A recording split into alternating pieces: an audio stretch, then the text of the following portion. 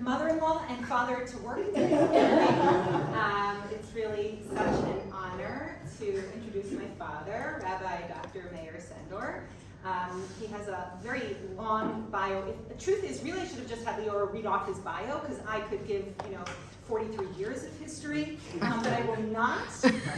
But my father is a very, he's too humble. That's really his biggest flaw. So he'll never say the things he's done, the kinds of things he's experienced, and the things the kind of healing and goodness he's brought into the world for a lot of people in his career as a shul rabbi for 32 years. And also at the same time as his shul rabbi for 32 years, he also first went and got his doctorate at Harvard. Fine.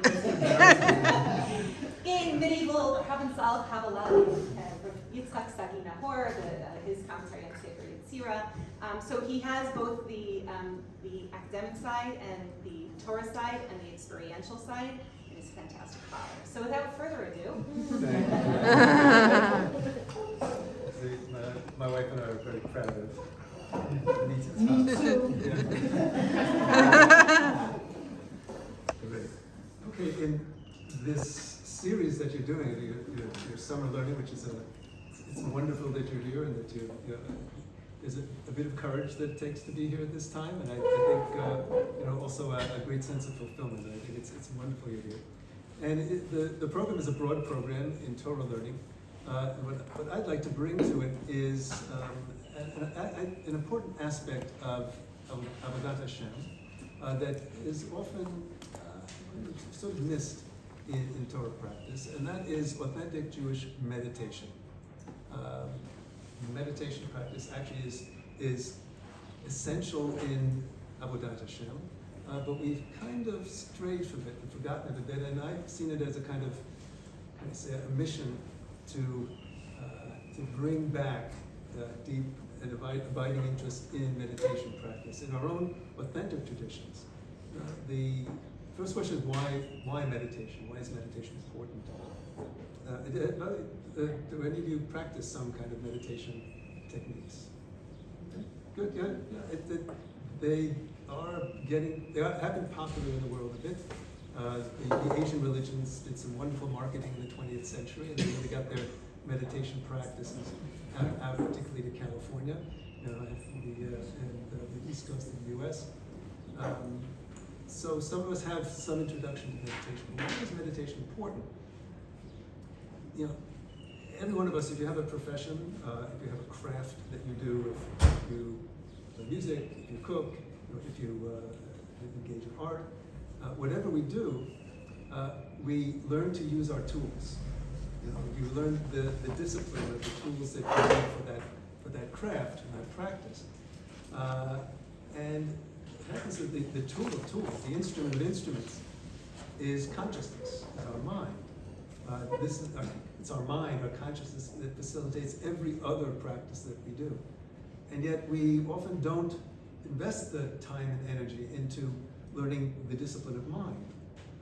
And this is an extremely important issue.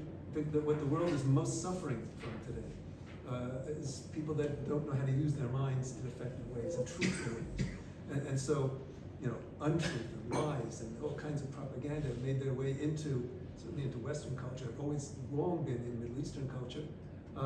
People don't know how to discern truth from lie, and it's in learning to use consciousness effectively, learning how to think effectively, that we attune ourselves to truth and to reality. In terms of Jewish meditation, why should we as Jews practice Jewish meditation? They say we have this rich tradition of meditation practice, very rigorous, might even say scientific in certain ways in terms of the science of consciousness. It goes back to certainly the prophetic period develops very clearly in the rabbinic Talmudic periods and on. We have these traditions, but for a number of reasons we've lost touch with them over the centuries. Two basic reasons. One is that they were kept a little bit too esoteric. The rabbis felt that they weren't for everybody and kept them among the rabbinic elite. And the other is that though these meditations were practiced fairly widely in the 19th and early 20th centuries, the Shoah, among the terrible casualties of the Shoah and the terrible murder of the Shoah, we also lost important Torah traditions, including meditation traditions. And we'll see a little bit of that as we go on towards the end of this session. So we're not as familiar as we should be with our own traditions.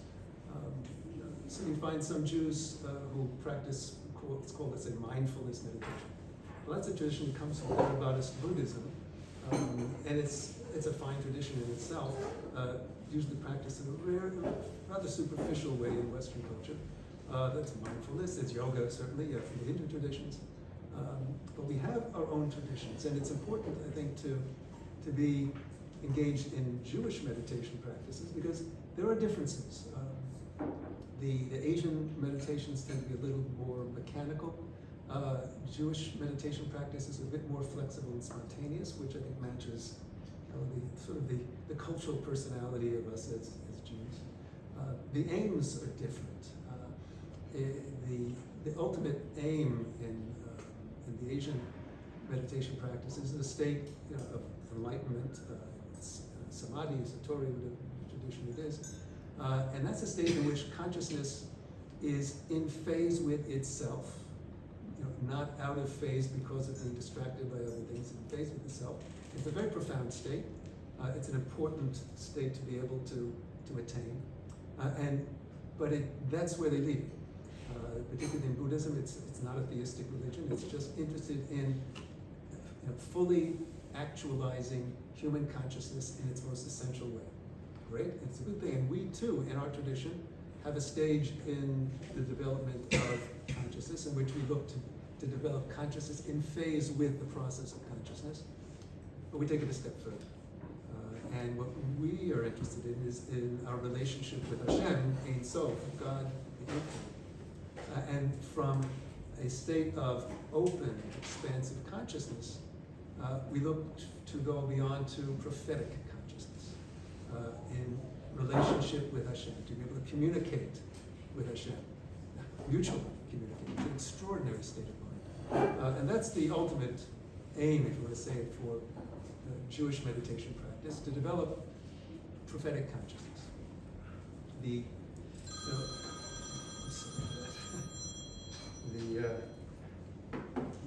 In general, what we look for is a state of awareness in which our minds are stable, expansive, flexible, a full range of all possible dimensions that consciousness is open to. It's a state of mind that's described in the Gemara Chagiga. Rabbi Elazar and Rabbi Yehuda in the name of Rab describe it as a consciousness in which we are aware of the a consciousness that extends from earth to heaven and from one end of the universe to the other, one end of the world to the other. That's how it's described. The Gemara Chagiga, it's Yud Aleph Bet Yud Bet Amarav. That's an extraordinary state. Consciousness that extends from earth to heavens and from one end of the world to the other all at once. That's the state of mind. That's considered essential consciousness. And that's what our tradition hopes to guide us towards. Just briefly, in terms of kind of the structure, the forms of meditation that we have, the basic can divide into two categories. There are meditations for clearing the mind and quieting the mind, and there are meditations for concentrating attention. Okay, so clearing meditations and concentrating meditations. So these clearing meditations look for helping us to stabilize our attention so it's not jumping all over the place and doesn't get easily distracted, but also expanding our attention, quieting distracting sensations and thoughts and ideas. And the goal is a fully awake awareness. And in truth, these clearing meditations are the essence of all meditation practice. all meditation begins with them, and they seem easy at the beginning, they're actually very demanding. And all meditation comes back to them. Then we have concentration meditations, which are more like exercises. They're not meant to be the ultimate aim of meditation, but like all exercise, they strengthen, our consciousness. And these we focus on narrow ranges of phenomena, on sounds or vocalizations, on certain images in the imagination or ideas. They're highly structured.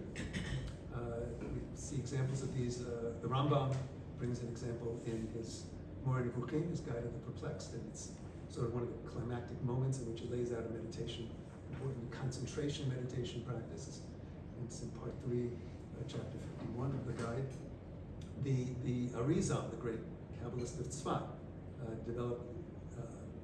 received some and developed other Yichudim, which are very focused unification meditations, very, very rigorous. Rabbi Avram Abulafia, 13th century, was a great developer. He received a tradition and then developed this tradition of vocalization meditations, which are extraordinary, very, very challenging, very rigorous. They're still practiced today. One friend, colleague, has practiced them for years.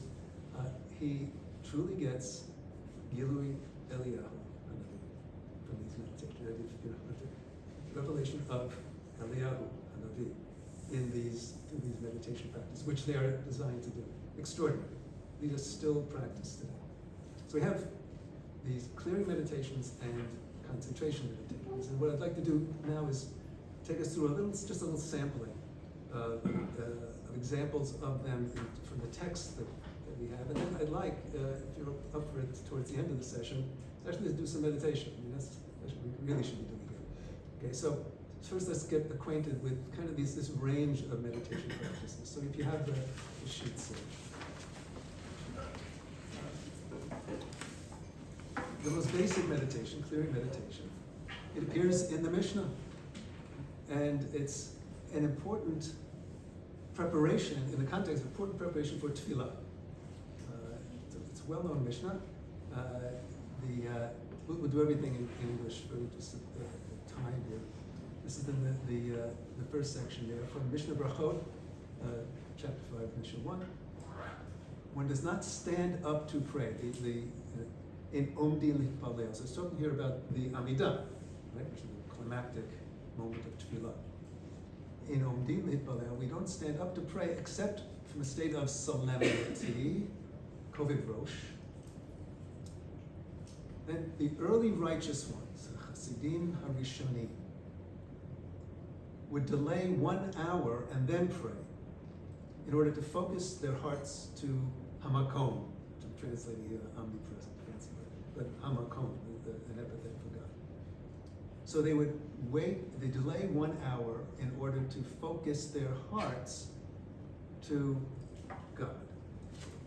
The focus of heart, the heart in ancient and in Talmudic and in medieval texts, talks about heart. We talk about heart consciousness, heart as a center of consciousness, not the the muscle that pumps blood in the chest, but this area which includes cognitive consciousness, but also emotional awareness and emotional consciousness altogether, which is consciousness and cognition in terms of meaning.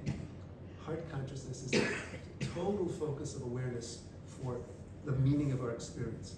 So they would focus this, they would wait for an hour, delay for an hour, and then pray the Amidah, to focus their hearts on God. Many of us, when we go through the Siddur, this morning, I went to the early minyan, they just raced through the tefillah. These are guys that have to get to work, I understand it.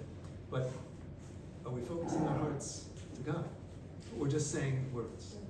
You read through a whole Siddur on Shabbat, and it's like reading a novel, but is it tefillah? This is about real tefillah.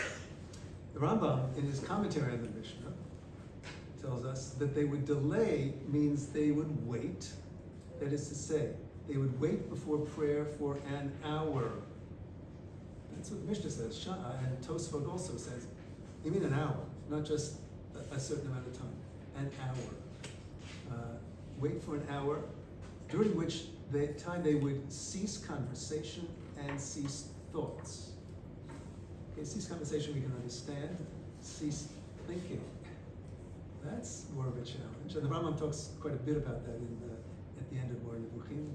But this is his Mishnah commentary. And cease thought, and then begin to pray.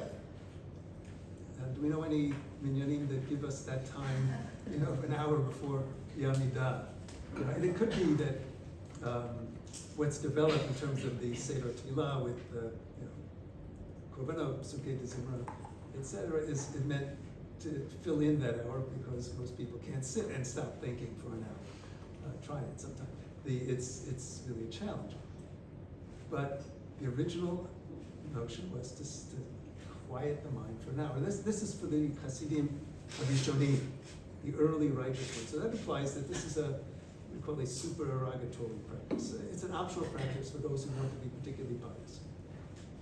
But as the Gemara goes on to explain this a little later on, so you have a passage, Rabbi Yeshua ben Levi said, one who prays must wait, tzarich b'shahod, 1 hour after prayer. He goes on to talk about not only before prayer but after prayer. And then there's a braita that summarizes the discussion. One who prays must wait 1 hour before prayer and 1 hour after prayer. Okay. Must. So this becomes, not just if you would like, but this part, it's a chiyuv, an obligation of tefillah. Now, I saw a number of you shaking your head, and the Gemara also shakes its head. It says, what? You have to pray 3 times a day. You're going to pray an hour before prayer, you're going to wait an hour before prayer, hour after prayer, and generally, the Gemara says prayer takes an hour. Okay.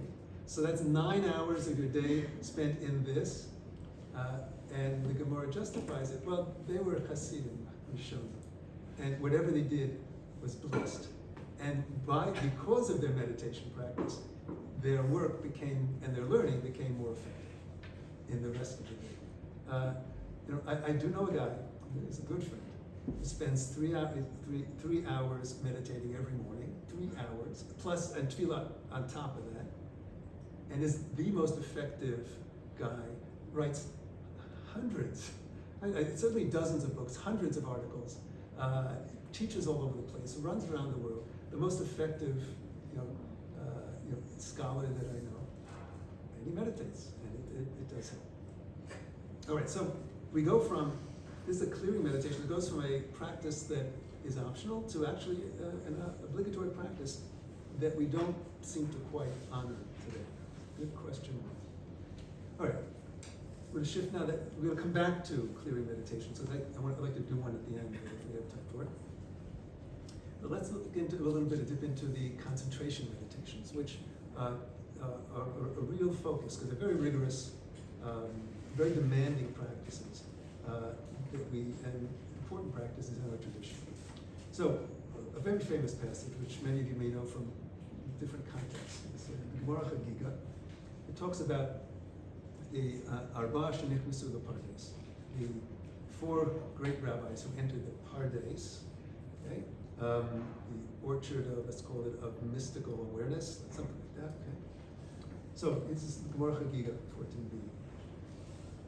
Rabbis taught. 4 entered Pardes, the orchard, and they were Ben Azai, Ben Zoma, the other, Elisha ben Abuya, and Rabbi Akiva. Before they went on this, we'll see it's a meditation journey, Rabbi Akiva said to them, when you arrive by the pure marble stones, do not say water, water, for it says, one who speaks falsehood shall not stand firmly before my eyes.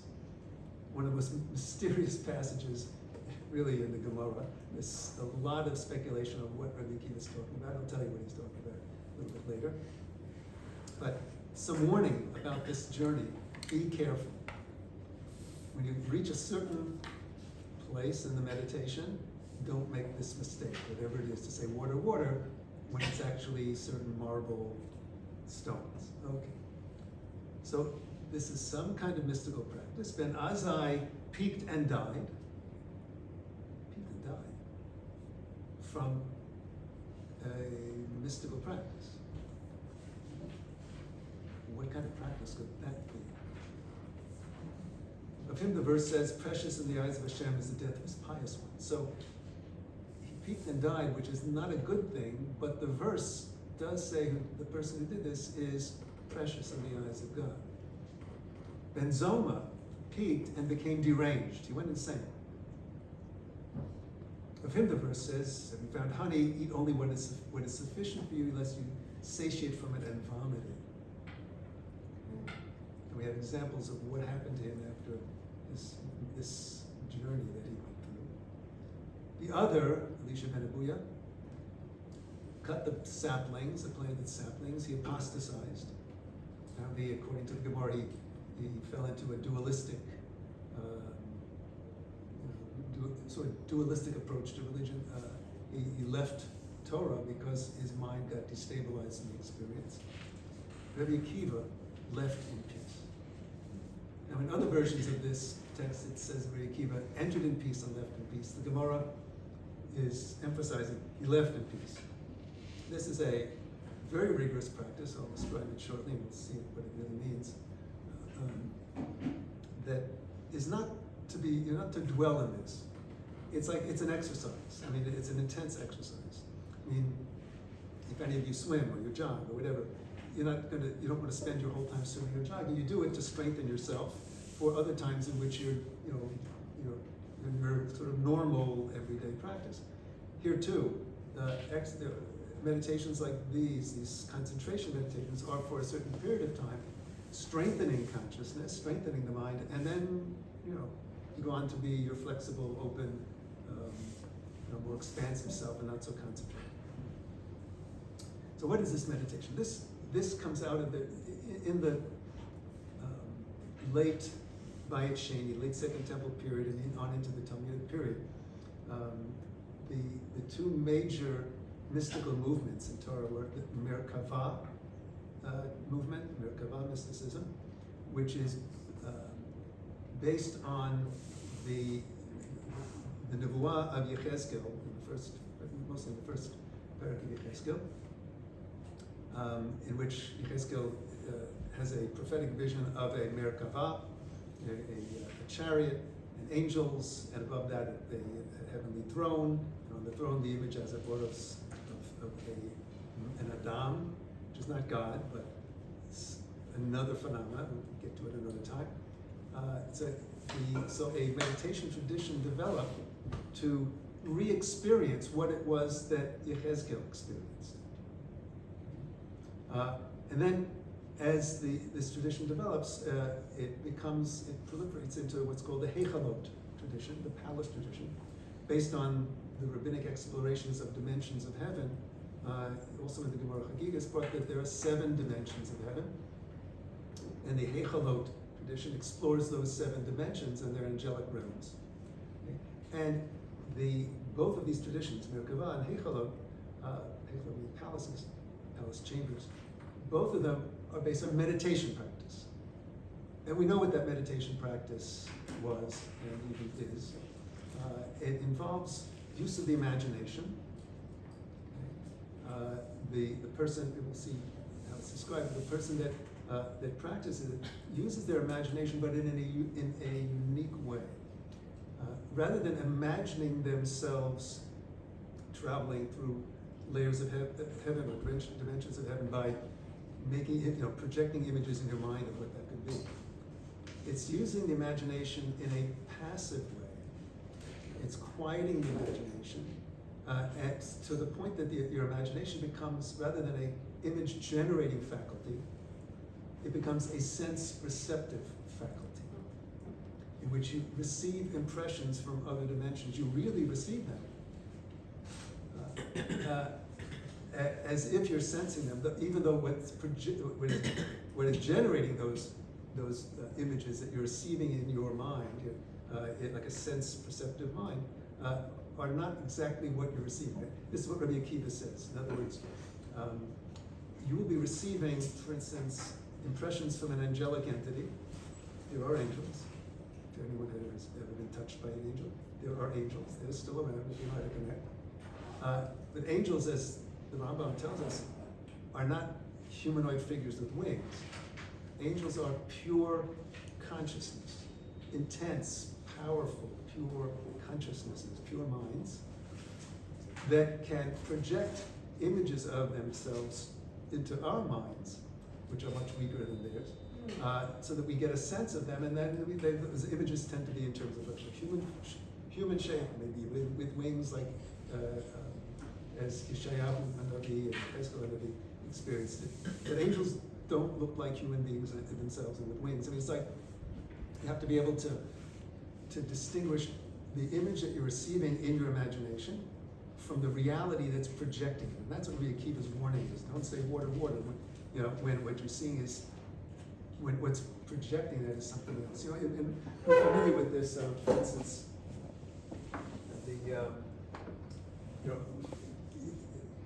sort of an image of this.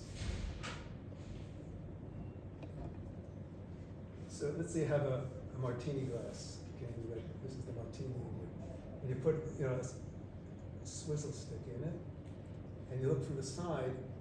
That's the stick. So here's the martini glass stick.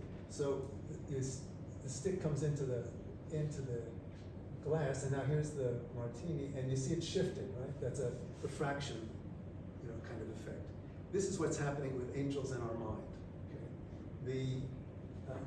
The angel is pure consciousness, but when it comes into our mind, there's a refraction, a shift, and it shows itself in terms of a humanoid figure with wings, or however it shows itself. And we have to be able to see past the image, see past the metaphor. The angel has an image, you're saying? The angel projects an image into our consciousness, though it is not that. It's not the angel is not itself, doesn't itself have an image. Right? Say again. The angel itself doesn't really have a physical. It's not. Right, it's not a physical doesn't have an being. image. Exactly. And that's what Rabbi Akiva is telling us with this mysterious statement. You have to be able to look. We're using our imagination in this meditation in an unusual way, and we have to be able to interpret what our imagination as a sense-perceptive faculty is receiving. We're not generating, we're passive with it. But our imagination receives it, and you have to be careful to interpret what it is you're receiving. Okay?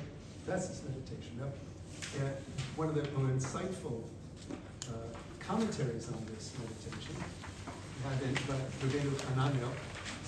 It's our first Rishon in the 11th century in Kairouan. And his commentary in the Gemara. This is on page 2. So he explained, explanation. They called it Pardes, like the Garden of Eden, which is hidden for the righteous. So too, this place is a location in Aravot, the seventh heaven, the highest level of heaven, is described in the Gemara, where the souls of the righteous are bound. Sururot. This phrase we know from context and consolation. We say the souls bound. Now, the souls of the righteous are bound in this highest level of heaven. Bound meaning held, okay? And not just in the afterlife, but before life, in life, and in the afterlife. Righteous souls are held in this level. We're going to get back to that holding in a bit. It's explicit in the Hechalot literature that sages who are fit for this quality would pray and cleanse themselves from all impurity, fast and immerse in a mikveh to purify themselves. So there's a preparation for this meditation practice. They would employ divine names, so it's a kind of litany of divine names that they would use, in which they would meditate on. Gaze in the heavenly palaces, see the watches of angels, palace chamber after palace chamber, etc. But here's this important insight here. But they would not ascend to heaven. Rather, they would gaze and see in the insight of the heart, the uvanta de liba. Okay? They're seeing all of this in their own minds. Okay? Like a person who looks and gazes in a glass that is not clear. The and explains And as I peaked, he increased mentioning of divine names, gazed in a clear glass, and went too far. And actually died from the experience. It's an extraordinary thing. I mean, we don't think of ourselves as dying from a state of consciousness, but it can be so. And there's some important commentaries on how that happens. Basically, the way that the Kabbalistic tradition understands what happened, he experienced such an overwhelming awareness of Hashem Ein Sof that he did not want to leave that experience, and he left off. I mean, just left this world willingly. Can this be compared to the Jews at Mount Sinai, where they... Oh yeah, beautiful, exactly. In other words, they're afraid of losing their embodiment of that experience. A perfect experience comparison. Yeah, I mean, so yes, an overwhelming experience of the reality of God can. Do you mean also meaning that they died, like that? That's Okay. what I meant. That they They actually died and after came the back. two And the commandments. Midrash says, the Gemara says, they died and came back. The Gemara Shabbat. Yeah, or that that at least in what seems to be pshat, they didn't want to go that far in the experience so that they would, leave their embodiment. Okay? So it's an intense experience. Ben Zoma peaked and went insane. Only Rabbi Akiva survived these experiences, and it wasn't a one-time thing. We know from the Heichalot literature itself that these rabbis practiced, Rabbi Akiva, Rabbi Shmuel, practiced these meditations rather frequently. I mean, not all the time, but on a number of occasions at least, and taught their students how to do them. This is the Talmudic period, meditation of the Talmudic period. Very intense practice, very rigorous, takes extreme focus of mind, very subtle to allow your imagination to be so quiet that it becomes a sense receptive faculty. But this meditation also gets developed into the Kabbalistic period of the Middle Ages. And here we have a transformation of this meditation by the 13th and early 14th century, encamped by Rabbi Menachem Rekanati, great Mukubal of the 14th century in Italy. So this is a similar meditation practice, but in a Kabbalistic idiom. So he says, it's known to the masters of Kabbalah that a person's consciousness is a source of the cognitive soul, for it is drawn from there. Now the term for consciousness being used here is machshava. Machshava is used as a general term, but it's not just active thinking. It's trying to get at what it is that is the source of active thinking, and that's what he says here. It is the source of the cognitive soul which is drawn from there. So this is an awareness that at the core of our being is a pure consciousness, Shabbat. It is the source of all knowing and cognitive activity in our lives. And our consciousness has the power to ascend and attain up to the place of its coming forth. And this too is a metaphor. It's not going up in a physical sense. The ascent of consciousness here is becoming aware of the source of your consciousness. So here we are sitting, talking, learning, using our minds, and we'll try to kind of filter the pure consciousness itself. And then when you get in touch with your own consciousness, then to track it to its source means to become aware of your consciousness in its most pure state, as it is flowing every instant, at every instant, that most pure state. So this is a meditation practice to get you to that awareness.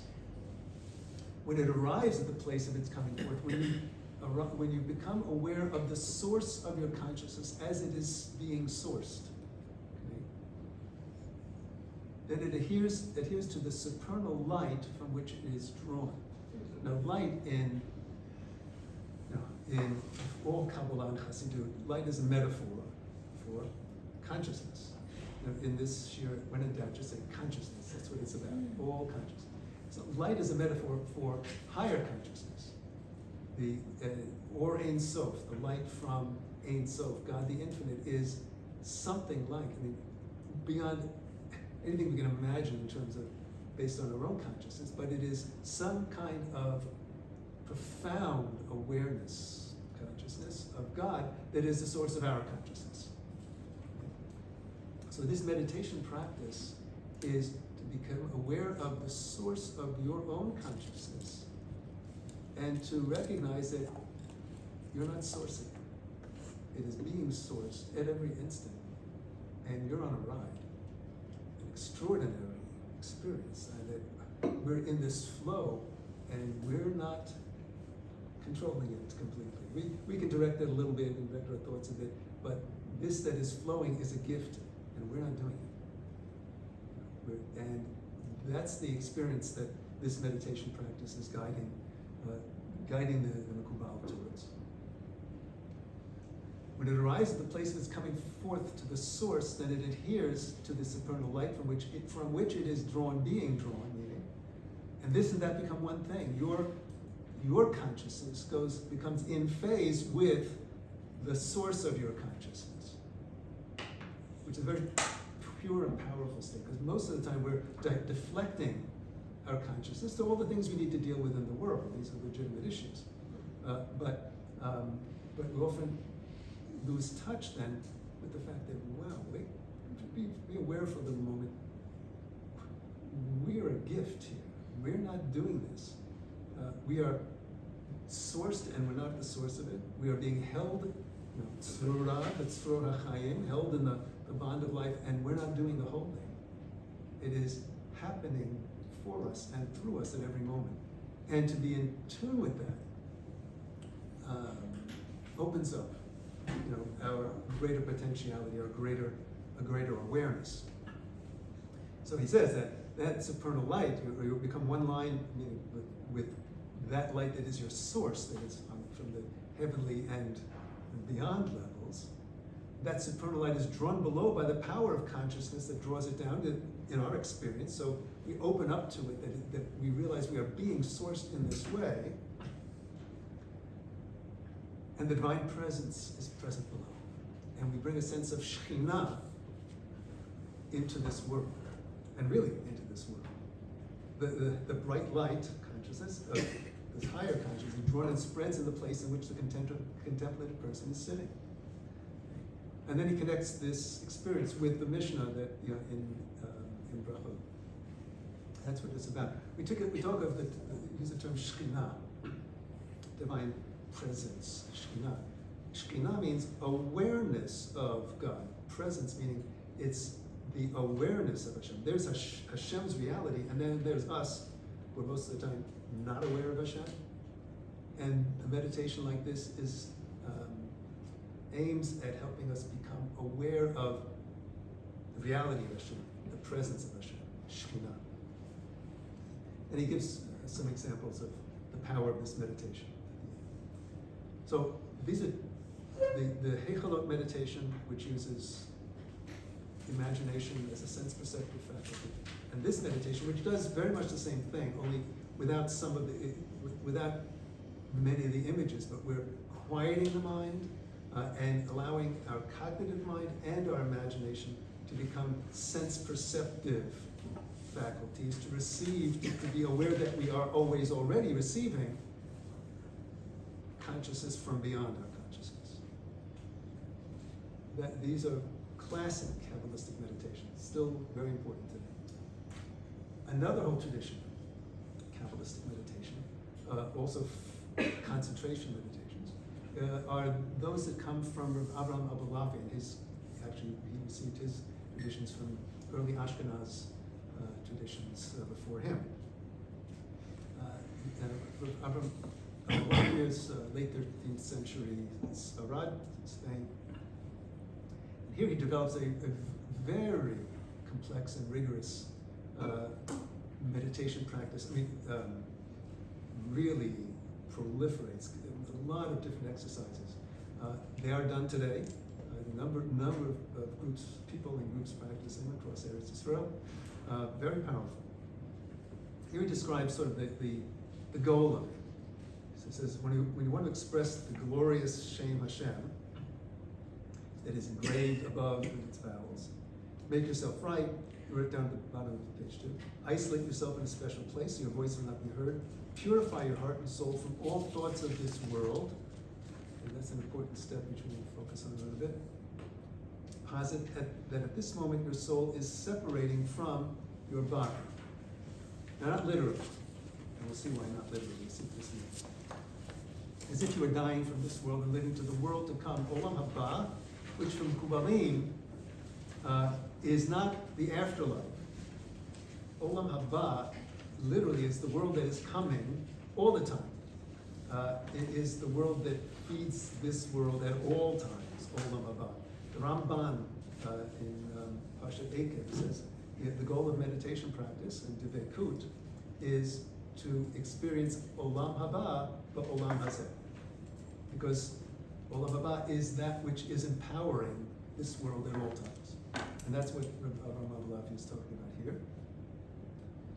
And this world to come is the source of extant life distributed to all living things. And this is the intellect. This is with a capital I here. This is the divine intellect, which is the source of all of our individual intellects. And here he's based on Maimonides on the Rambam in Moreh Nevuchim, also in the Yisodei Torah. That our human intellect is an emanation of the divine intellect. The Rambam says in Moreh Nevuchim, towards the end, part 3, chapter 52, the light by which I see God is the light by which God sees me. Amazing statement. Translate. The consciousness by which we are conscious of God is the same consciousness by which God is conscious of us. It's a continuum.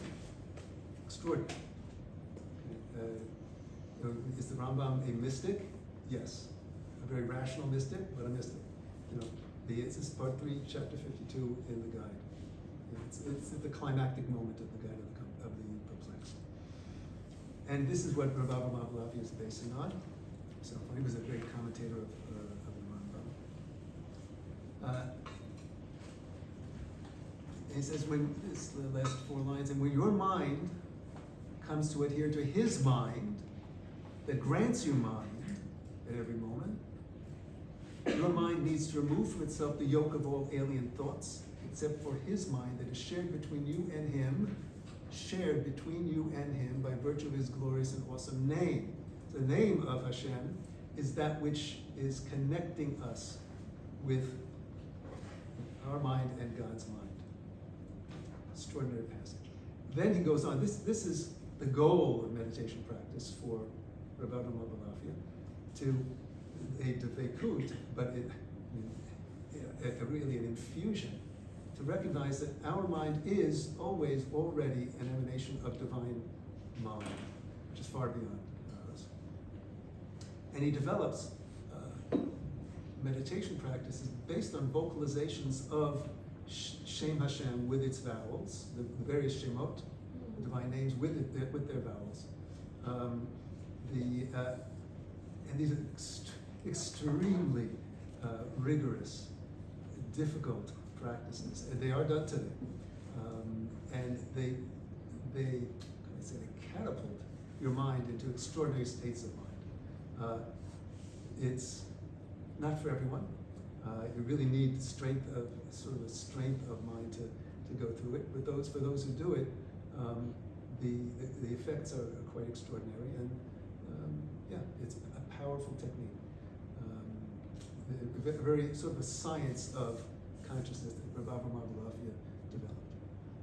All right, so just a little sense of it. Some clearing meditations, some certain concentration meditations. There are many, many other meditation practices. My teachers, Yitzchak Twersky Zatzal, was the professor and great Rav. We spoke to him at some length about meditation practices in Torah, and he said every Hasidic tradition, he was the Talmud Rebbe himself, every Hasidic tradition has its meditation practices. It's for the Rebbe and for a small group close to the Rebbe, but every group has its special meditation practices. It's not often known. It's kept rather esoteric, but it's at the very heart of those Admorim who are really connected and you really have a transcendent consciousness. Part of what helps them to maintain that is meditation practices. They say the Shem Hashem? They actually say the Shem Hashem? What Rav Avraham Abulafia does, he says he is saying syllables of it, so that he's not actually saying it out loud. He's not saying the whole name out loud. Because they're halachically. Correct. But it's using syllables of the name, and which he combines permutations and combinations of those syllables, which have profound effect. Not for everybody. Okay, and as he said, it takes tremendous purification, preparation. Go to the mikveh. This is not to be taken lightly. And does he study what he's like? Does he have an understanding of this? I guess we never know. We really never understand Hashem. But insofar as he's saying the Shem Hashem, is he having some understanding of what he's? Yeah, the deep understandings. But these are he's careful not to be saying Shem Hashem itself, enunciating it, but he is enunciating those letters and vowels that are part of it and combining them in certain ways. Very complex, and not for everyone. Okay. Now, what I'd like to do is, but that's now in a more practical way, come back to the basic clearing meditation, and do one of them, but to focus it in a certain way. So it's Rav Yosef Karo, Shulchan Aruch. Okay. As a preparation for Tefillah, one who prays must focus their heart on the meaning of the words that the lips are expressing. Remove all thoughts that disturb until one's consciousness and focused attention are pure in one's prayer. Okay. So again, this is must. This is not optional. This is something that you must do in Tefillah. Whether mitzvot tzvichot kavanah or not, Tefillah tzvicha kavanah. This is what the righteous people of deeds would do. They would meditate and focus in their prayer until they arrived at the level of hitpashtut, divestment of corporeality, the strengthening of their intellective power, until they arrived close to the level of prophecy. This is the goal of meditation and of tefillah, or a way of practicing tefillah close to the level of menorah. So this is Shulchan Aruch. Okay? So we should take this quite seriously, and though people take all kinds of sort of minor issues of halacha very seriously, and this, which is an important one, often gets lost in the shuffle. So unfortunately, but what we want to do is this meditation. And what he's talking about is mentioning here, hitpashtut. What is divestment of corporeality? One of the more popular meditation practices that spread within the Torah world in more recent times comes from the great Rabbi Clemens Kama Shapiro Piazetz, the Piazetz Rebbe.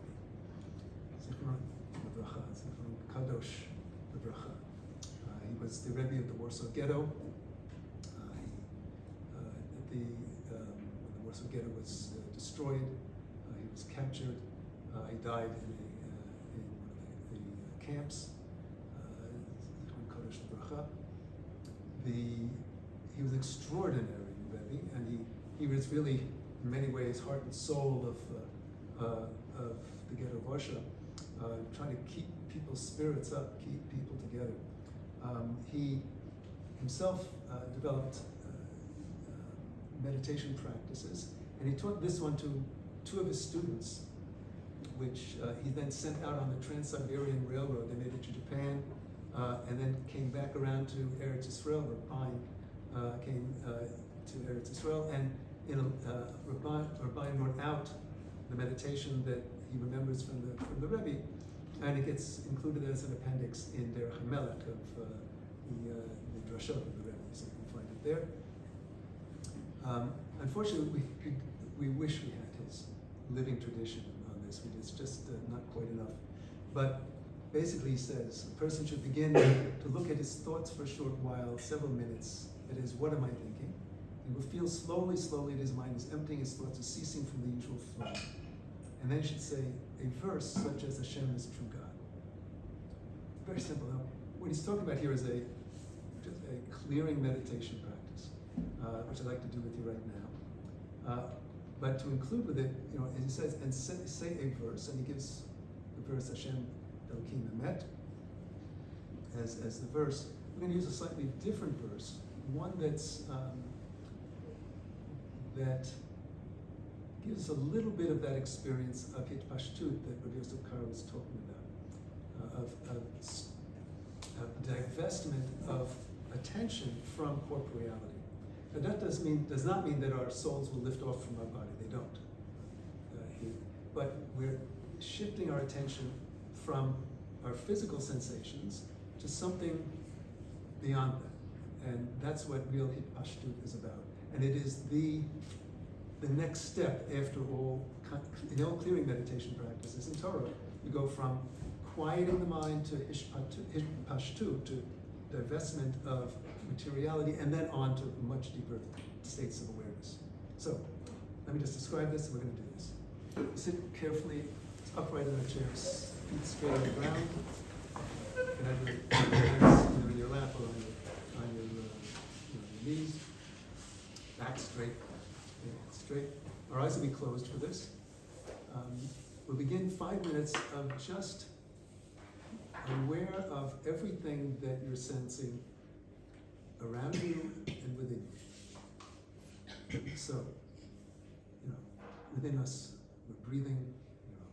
The cycle of breath: inhale, stop, exhale, stop, inhale, exhale. As we get more quiet, you can sense our heartbeat along with the breathing. Sense them together. Sense physically you're sitting in the chair and feel the feel of sitting in the chair. If there's any other sensations, sounds that are around us, the hum of the air conditioning system, sounds in the street. Okay. Everything that we're sensing physically, just and try to be aware of it all at once. A global awareness of all sensations that you're having. Allow your mind to get very, very quiet. And if thoughts arise, and they will, just be aware, as the Rabbi says, that is you're thinking, but not following the theme of the thought. Let your thoughts flow. Be aware that you're thinking, and back off of the thoughts. Don't follow their theme, just be aware I'm thinking. And they will quiet down after a while. We'll do this for another 5 minutes. And then at a certain point, I'm going to say a certain verse. The verse I have up, the key part of it is up on the board. You can look at it for a while if you want. It's a verse that we say every day during the week. Te'u ki Adonai hu Elohim, hu asanu v'lo anachnu, amo b'tzon marito. It's in the Mizmor Todah. Know that Hashem is God. Hu asanu v'lo anachnu. He made us, and if the way it's written in Tehillim is lo, lamed aleph. He made us and we did not. But it also is written in your siddur, he made it, and we did not make ourselves. He made us and we are his. So lo has this double meaning. He has made us and we did not. And because we did not, we are his who made us. And after 5 minutes, I'm going to say that verse out loud. And that's the shift, to realize everything you're experiencing doesn't come from you. Even your ability to experience it does not come from you. We are a gift, an ongoing gift from beyond ourselves, from Hashem. And that's that shift of Hitpashtut. Okay, so I'm going to be quiet for a minute, and then you'll hear me say that verse. And then in that state, having said that verse, let's have a sense that gift that we are. That we're not doing, we are held in being surot b'tzura chayim, and we're not doing the holding. And that's incredible.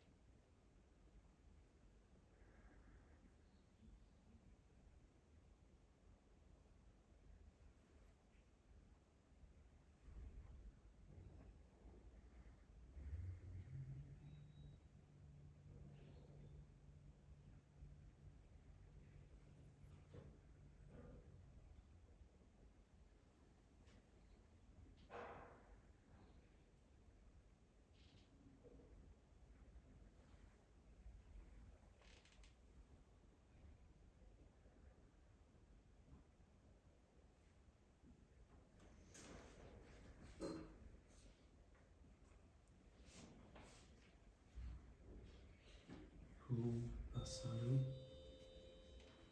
lo anachnu. He made us, and we did not. He made us, and we are His.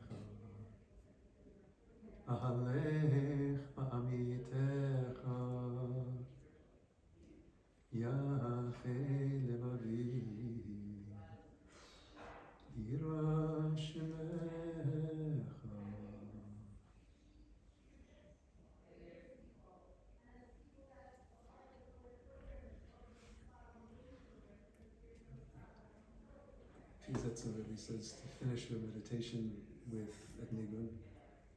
This is the nigun that was his nigun, and that was the nigun he preferred, and it really sums up what meditation practice is about.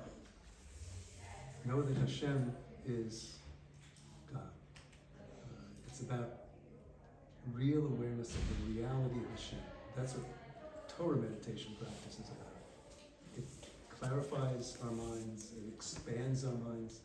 That Hashem is not just an idea or fantasy in our head, but real relation with Hashem. Ahalech ba'amitecha, to walk in your truth, to perceive consciousness in truth, and not in twisted ideas and fantasies that this world is suffering from right now. Truth. Ahalech ba'amitecha. Yached l'Ravi, to unify our hearts and to have real reverence for Hashem. That's what it's about. And the rest is commentary. And the rest is practice. This is a little sampling of it. We do have, I'll give a little advertisement. I'm shocked and proud that you're actually telling people how to meditate with you. Yeah, we have an organization here. My wife and I, when we made Aliyah, set up this organization called Tam Orot. And you can connect with us online, and if you're interested in following up, we do online meditation and also in Efrat, in person, if you're in the area at any time. But it's tamorot.org.